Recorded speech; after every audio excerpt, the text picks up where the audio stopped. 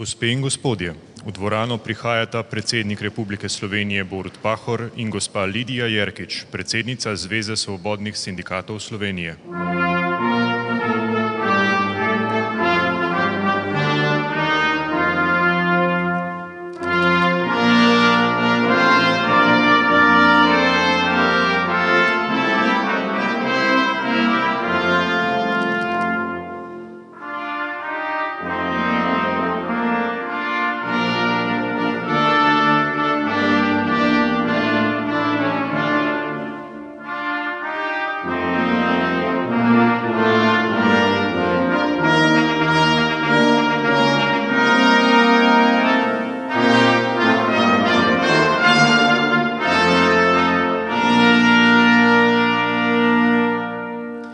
Spoštovani, dobrodošli v predsedniški palači, kjer bomo danes na razmeram primeren način obeležili praznik dela.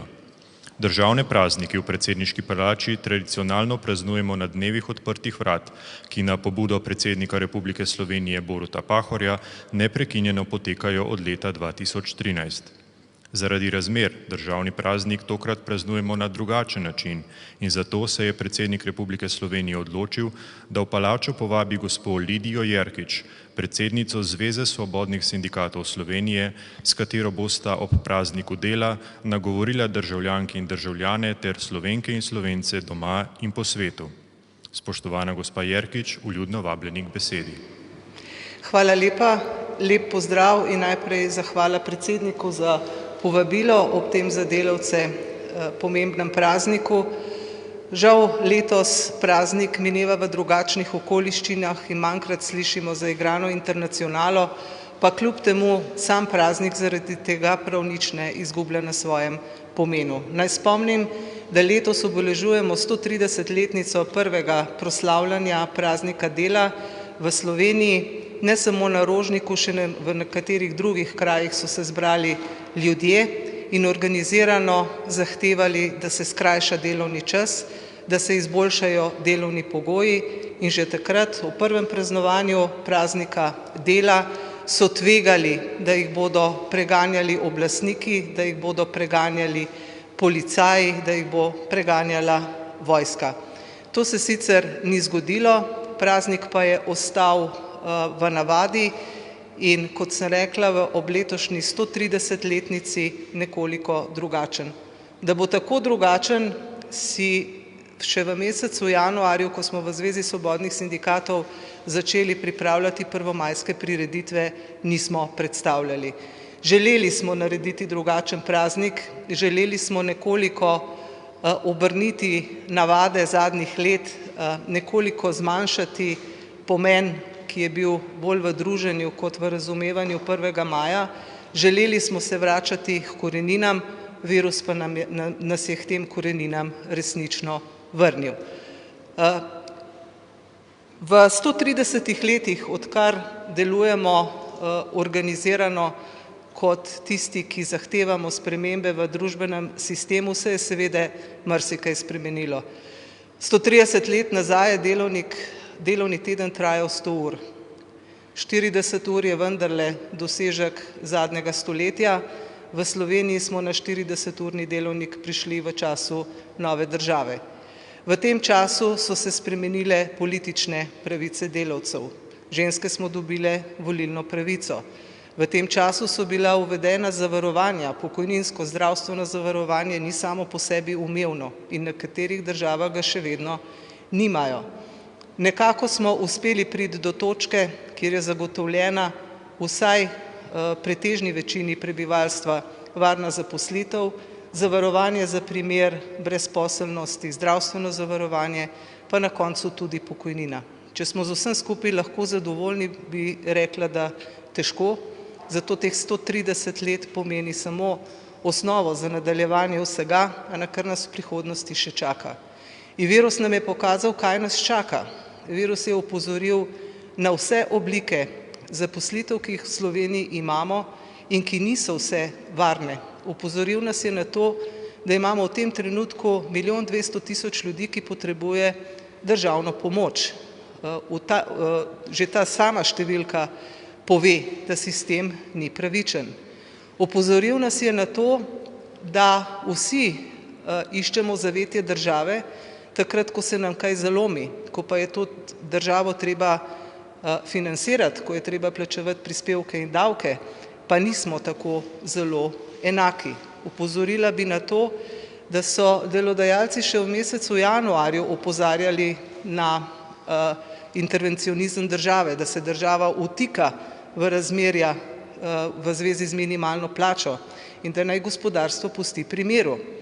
V zadnjem mesecu nisem slišala besede, da naj država pusti gospodarstvo pri miru, nasprotno, ves čas poslušam država naj, država ni, država bo, od države hočemo. To je nekaj, kar si moramo zapomniti seveda za naslednje mesece, ko se bo vse pomirilo. Virus nas je naučil, kako pomembne so javne storitve. Jaz si ne želim v naslednjih 5 ali 10 letih nikoli več slišati besede, da je treba zdravstvo privatizirati. Ne želim si slišati, da je treba privatizirati šolstvo.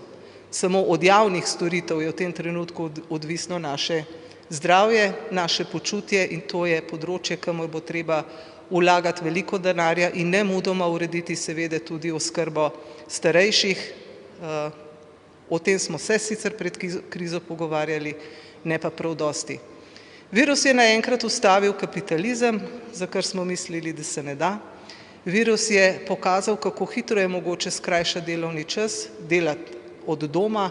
Virus nas opozarja na to, da bo treba spregovoriti tudi o pravici do odklopa, ko ne bomo na razpolago delodajalcu ves čas in še kaj nas je naučil virus.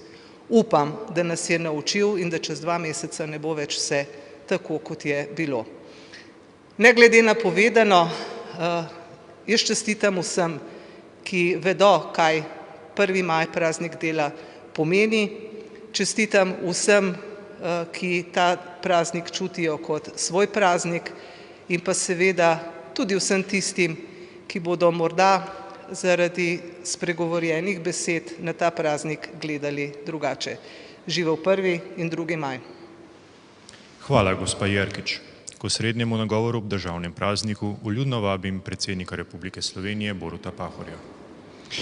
Spoštovana gospa predsednica, gospe in gospodje, naj danes tukaj iz velike oziroma kristalne dvorane predsedniške palače v našem skupnem imenu pošljem iskrene čestitke vsem našim državljankam in državljanom ob mednarodnem prazniku dela, državnem prazniku.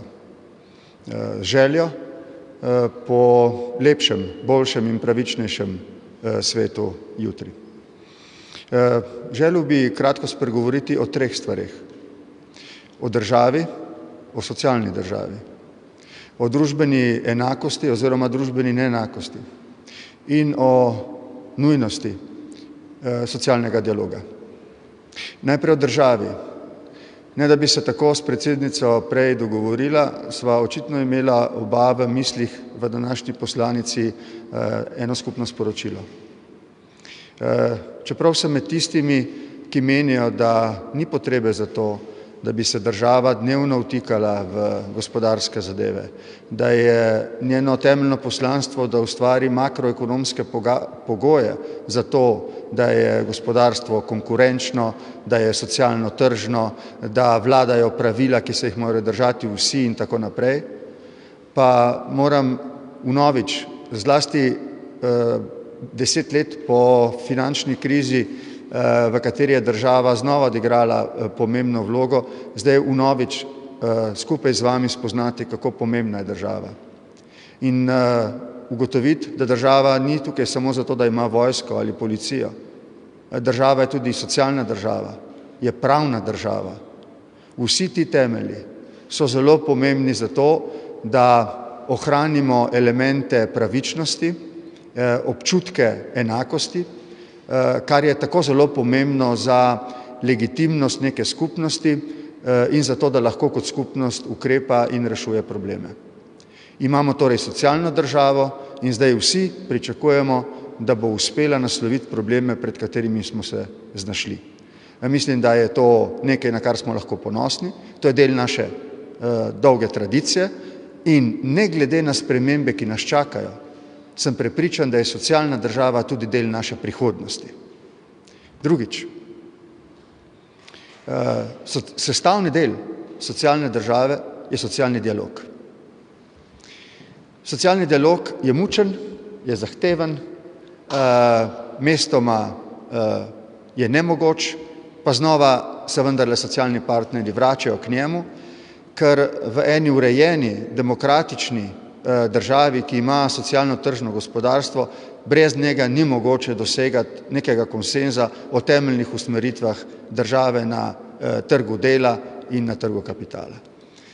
Prav vse, ki imajo kakšno vlogo v socialnem dialogu, prav zdaj pozivam k temu, da ob največji strpnosti, potrpežljivosti poskušajo najti rešitve praktične narave, kratkoročnega značaja in seveda investirajo svoje znanje, izkušnje v iskanje nekih strateških usmeritev za to, da bo Slovenija ostala in konkurenčna in solidarna tudi v času, ki prihaja po krizi.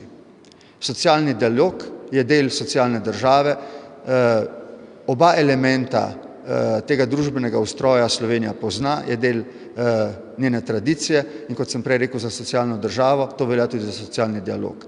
Zdaj je potreben, prosim vse, da z maksimalno potrpežljivostjo iščejo skupne rešitve. Morda, kot sva rekla malo prej s predsednico, morda ne bo mogoče vsakič znova najti skupnih rešitev, vendar je ta vera v to, da se iskreno iščejo skupne rešitve, skoraj da enako pomembna, kot da se vsakič znova za vsako vprašanje najde sporazumna rešitev. In tretje vprašanje, morda najbolj pomembno, je vprašanje družbene enakosti oziroma pravičnosti. Praznik dela, mednarodni dan dela, je v bistvu opomin na probleme, posledice, ki jih povzroča družbena neenakost. Občutek nepravičnosti je lahko velik vir nevarnosti in nestabilnosti.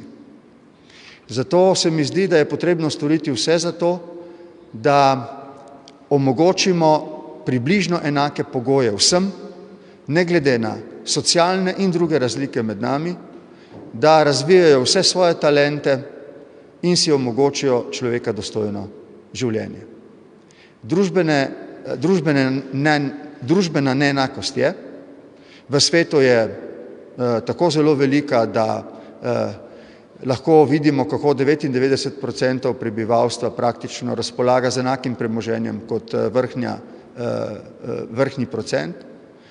Tudi na ravni držav so družbene razlike velike, vendar pa imamo države, upam, da smemo Slovenijo uvrščati med tiste, ki poskušajo ravno s socialnim dialogom, socialno državo, te razlike narediti do neke mere še sprejemljive, da imamo ljudje občutek, da družba, država ni nepravična in da v osnovi pomeni izkoriščanje zaposlenih in seveda tistih, ki dela sploh nimajo. Zato bi pozval vse, da razumemo sporočilnost tega praznika, je zelo pomembna zlasti v teh okoliščinah. Zdravstvena kriza, vsaj ta najzahtevnejši del, se nekako izteka. Zgodilo se je, da se bo verjetno zavlekla v začetek gospodarske in socialne krize. Ne vemo, koliko časa bo ta svetovna recesija ali depresija trajala. Vse to je odvisno od tega, kako hitro bo znanost postregla z zdravili ali cepivi, vendar bo trajala nekaj časa. In v tem času je potrebno storiti vse za to, da tisti, ki so najbolj šibkejši, ki so najšibkejši, socialno najšibkejši, ne bi nosili največjega bremena. Če nam bo uspelo približno enako razdeliti bremena med ljudmi, ne glede na socialne in druge razlike, če socialno najšibkejši, tisti, ki so na robu družbe, ne bodo tudi največje žrtve te krize, potem bomo mi pridobili nek velikanski moralni kapital za iskanje strateških rešitev za razvoj Slovenije po tej krizi. Ne morete si predstavljati, kako je to zelo pomembno. To je pa zdaj stvar mesecev, mogoče pol leta, socialni partnerji imajo velikansko odgovornost, prosim jih, da nam s svojim delom dajo to upanje, da ta prihodnost utegne biti in bolj pravična in bolj družbeno enaka. Predsednica, hvala, ker ste se odzvali na moje vabilo, da danes skupaj nasloviva iz predsedniške palače vse ljudi po Sloveniji. Danes je pomemben dan, vsem voščim, da bi ga praznovali, kolikor to okoliščine dovoljujejo, čim bolj doživeto. Živel 1. maj.